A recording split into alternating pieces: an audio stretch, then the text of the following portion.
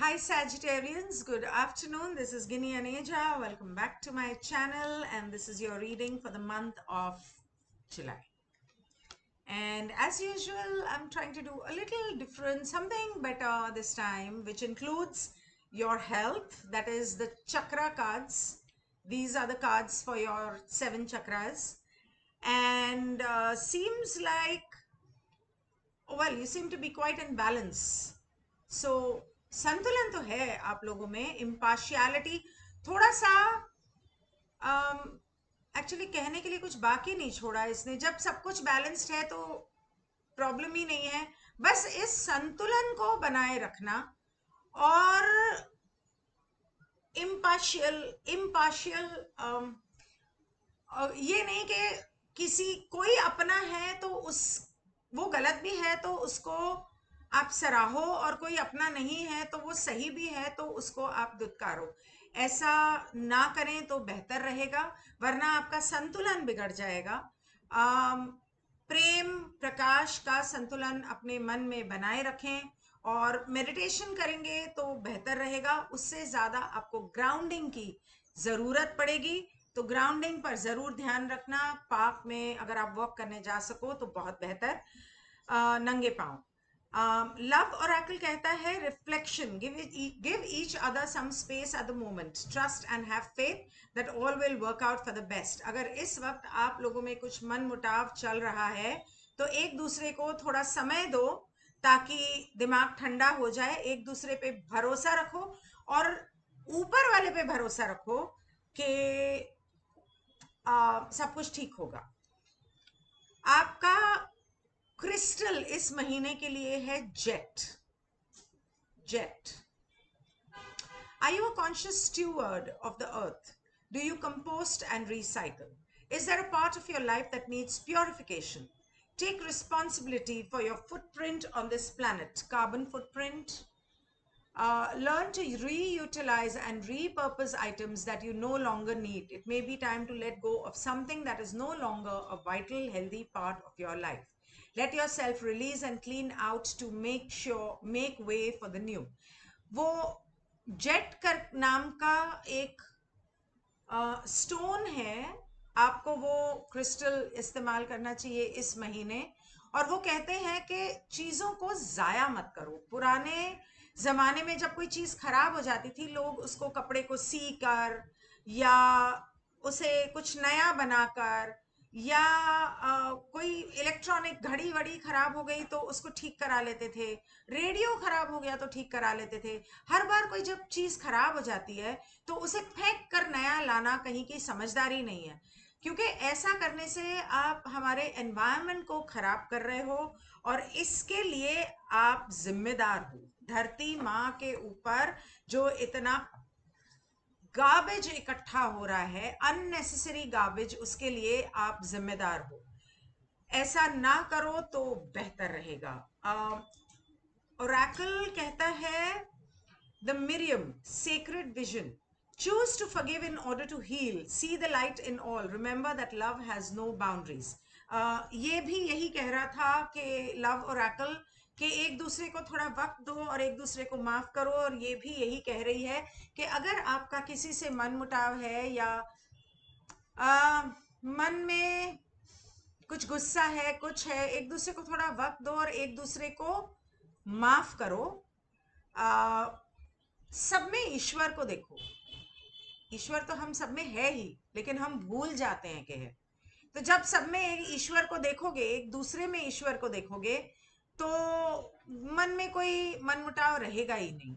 और जब एक दूसरे से प्रेम करोगे तो मन में मनमुटाव नहीं रहेगा.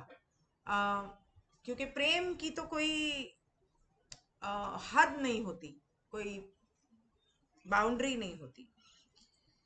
Love has no boundaries. Okay. Tarot कहता है कि आपकी सास ने आपको घर में कैद कर रखा है क्या? ऐसा लग रहा है कि किसी कोई बॉस है जो या तो आपसे ज़रूरत से ज़्यादा काम करा रही है, या आपका प्रमोशन रोके बैठी है, या आपकी सास है जो आपको हेडेक दे रही है, आपको परेशान कर रखा है. आपको कुछ ऐसे रूल्स में बांध रखा है कि आप खुल के सांस भी नहीं ले पा रहे हो। वेल, होना तो वही है जो आपकी किस्मत में लिखा है, क्योंकि आपने ये अपनी किस्मत खुद लिखी है, आपका सोल कॉन्ट्रैक्ट आपने लिखा है। तो इसके अंदर आपकी लर्निंग क्या है वो सीखोगे तो बेहतर रहेगा। आपके अतीत से, चाहे वो पिछला जन्म हो या ये जन्म, आपके अतीत से आपकी जिंदगी में कोई आने वाला है। ये आने वाला इंसान हो सकता है कि आपके घर में कोई बच्चा हो, कोई मर गया था, वो जन्म लेके आपके घर वापस आ रहा हो, ऐसा भी हो सकता है। इनफैक्ट ऐसा ही है। तो ठीक है, सो दैट मीन्स ये आपकी फैमिली में है। अगर आप प्रेग्नेंट नहीं हैं तो आपकी फैमिली में कोई प्रेग्नेंट होगा, तो वो इंसान, वो जो बच्चा होगा, उसके साथ आपका बहुत गहरा रिश्ता है।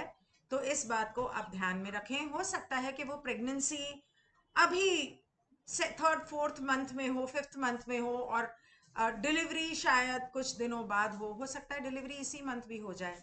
Anything is possible, right? Thank you so much for watching. This is Ginyaneja, and if you need a reading, if you're in any confusion or issues like we just saw, you can always take a reading through my website ginyaneja.com.